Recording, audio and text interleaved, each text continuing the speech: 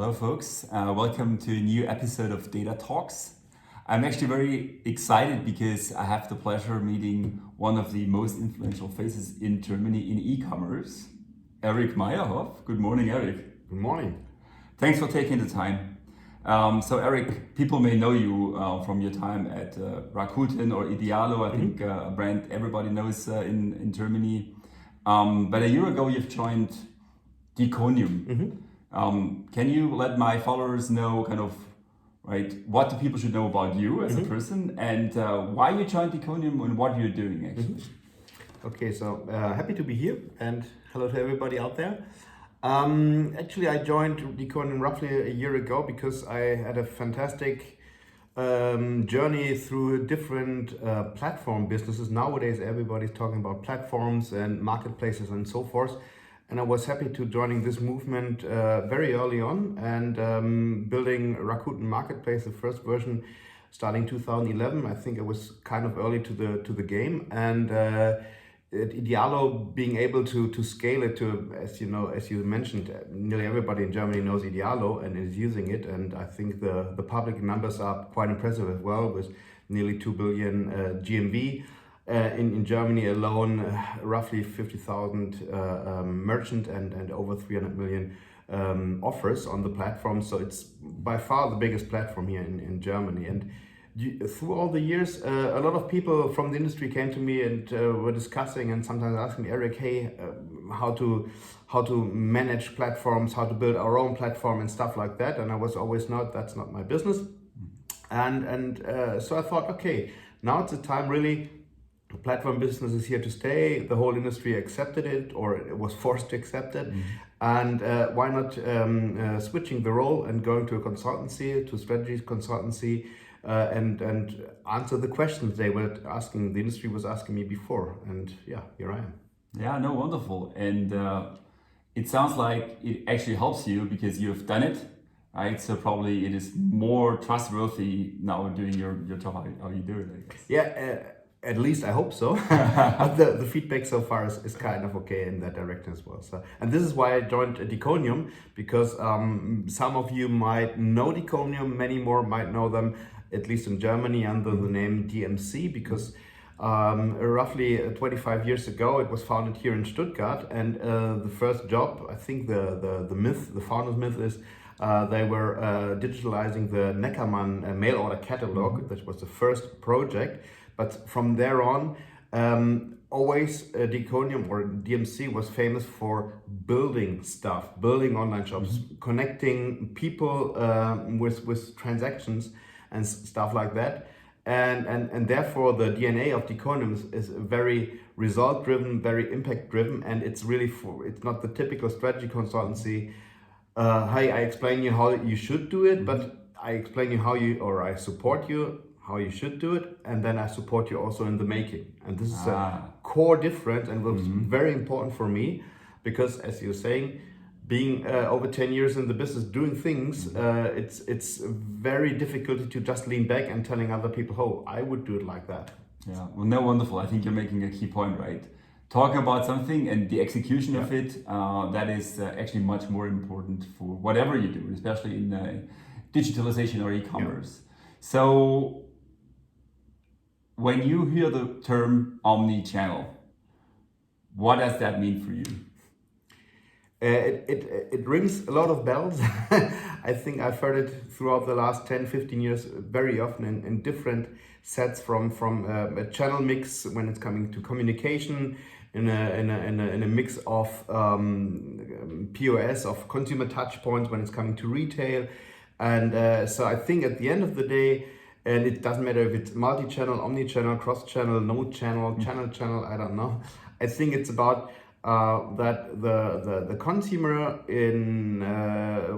wants to buy stuff, wants to communicate with retailers, with brands across certain touch points. And it depends a little bit on on the current trend, what the main drivers are. Today, now we are in a mobile and an app environment, and everybody's talking about omnichannel, how to include the apps. Before it was the POS, before it was the web shop, before it was whatever, the catalog.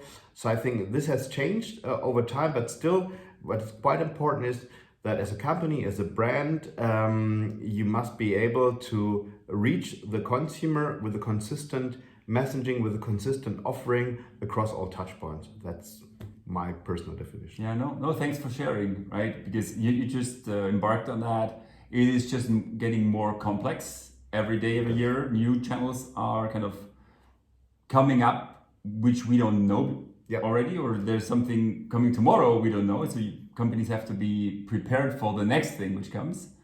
So you have the pleasure meeting different, I would say, and expect mainly large enterprises in Germany, helping them on getting that solved. Where do you think, and you know the market, you've been in the business for many, many years, where does German enterprises, where are they today? Are they somehow near reaching really this seamless experience across all these touch points, or is it still a far way to go for many? So what's your view on the German market or German enterprises? So I think the German market is just compare two things. When I was working with Rakuten, we were here in Germany, we were thinking about a click and collect feature in the marketplace. And we were inspired very well by UK people, because it was very popular. It was, I don't know, 7 years ago, something like that. It was kind of very popular in the UK, especially in the urban areas in London and around. And we thought, okay, it would be fantastic to have this in Germany. If you look now into the German market, click and collect for retailers is not really widely accepted, broadly accepted. Although MediaMarkt, Saturn, Obi, and a lot of other bigger names really invested a lot of money into that. So I think compared to other markets, the status quo of omnichannel is not that good, so to say, in Germany. But I'm not quite aware if it's just the consumer is really demanding for it on a 100% level. If the consumer is really saying, I need this very, very desperately, I need this click and collect on whatever kind of feature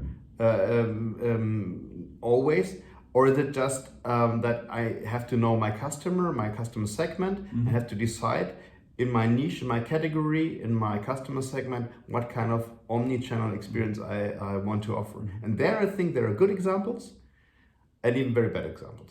Interesting. Yeah, I think I have never done in my entire life any click and collect activities. I did, but just for the purpose of doing it. Yeah, okay, of course, right. You have to try out things. Exactly, for professional. No, definitely. And I'm just seeing that from my own behavior. I'm very much driven by social commerce in the meantime. Instagram gives me a lot of kind of reasons to look at brands I have never seen before, making relevant offers. And some of them really disappointed me, but some really convinced me. So I switched really I broke my brand loyalty to other brands.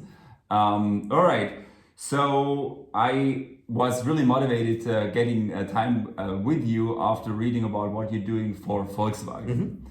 Because when I look at my experience or what I know from people I know looking into buying cars, it was always seen as difficult, right? Because you have the dealers, you have the manufacturers, and whatever kind of brands we're talking about.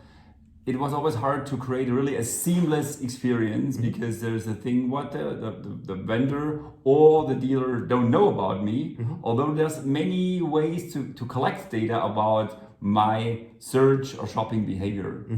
And I was really keen to learn more kind of how you plan to change the omnichannel experience for Volkswagen. Can you a little bit talk about that?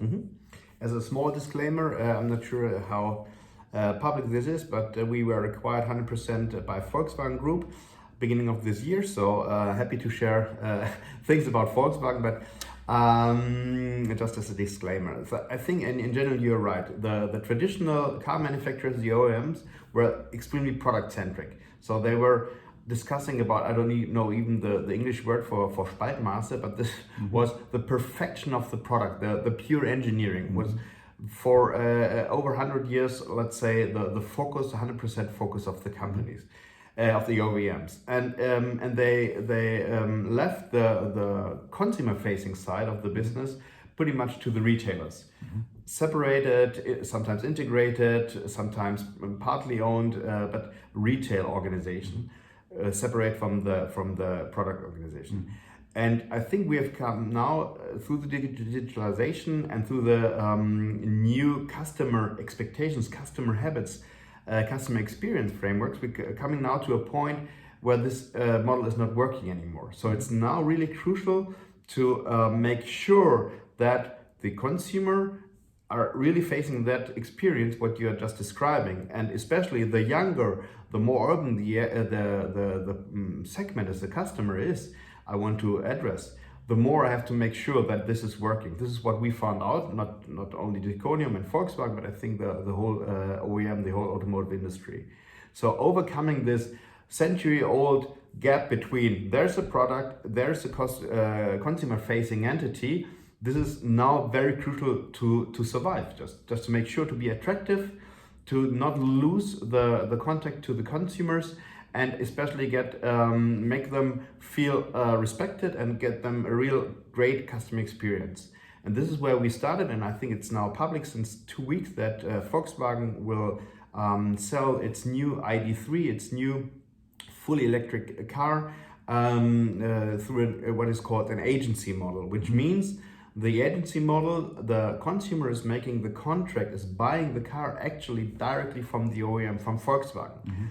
But the retailer, the classical, the partner of Volkswagen, which is very important still today for the Volkswagen automotive group, is because of the century-old experience, but also the perception from the consumer, because maybe they already bought their last 3-4 cars at the local dealership, and it's respecting this relationship is very important for the Volkswagen group. And the agency model is let's say it's a mix between I can have the direct relationship with the consumer, but don't lose the relationship with the local dealer and get a reason for the consumer.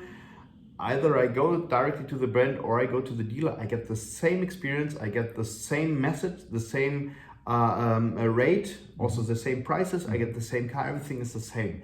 So this is an approach, and we are very early to, or the kind of the first to the mass market of cars, to try this new approach to overcome the old gap between the product world and the consumer world. Got it. Would you say is the most challenging part in that, let's say, the organizational change management? And what role plays, let's say, sharing the data across kind of all these touch points and, let's say, organizations and so on? So I think, yes, you're absolutely right. So the organizational change, if you are used as an OEM to build a fantastic car, to bring it to a dealership and leave it there. And if you're on the other side, creating a fantastic brand for the car, like Volkswagen or Audi or others did during the last century, and everything is focusing on creating a brand and motivating the people to go to the dealership and then leave them alone. I think, in a nutshell, kind of. Yeah. I think this is a complete different mindset. If you are now responsible from creating the brand, from creating the car, also to selling it, there is no in the process. There is no break. There is no let's say it's us and them. It's more like end to end, which also includes, as I said before, very important, the dealership. So beside this change in the organization of the automotive company, there needs also to be a change within the dealership. So double change. And then, of course, you're right, the data.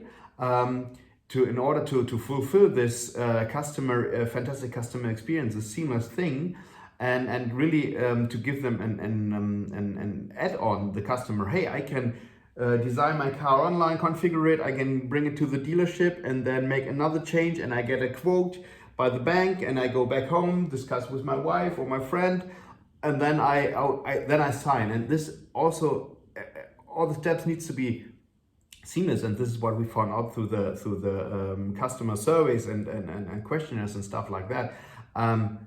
We have to make sure that the data flow between the legal entities, different legal entities, with GDPR, with all the, let's say, the regulations around this, is really processed in a kind of live way, which is not so easy. So I would say, yes, change of organization, of thinking, of people's mindset is top. And second, directly afterwards, it's data flow and tech. It's and the one goes with the other. The one is useless without the other. I can have the fantastic data across all touch points, no mind shift, no mind change, no result, and the other way around. I think that's actually a fantastic summary on the point, right? 15 minutes have passed. For me, it was really a great conversation. I hope you learned something too. And if you have any questions, I guess you know how to reach Erik for maybe getting some advice on your digitalization strategy. Thank you, Erik, for taking the time. Perfect. Thank you, everyone. Bye-bye.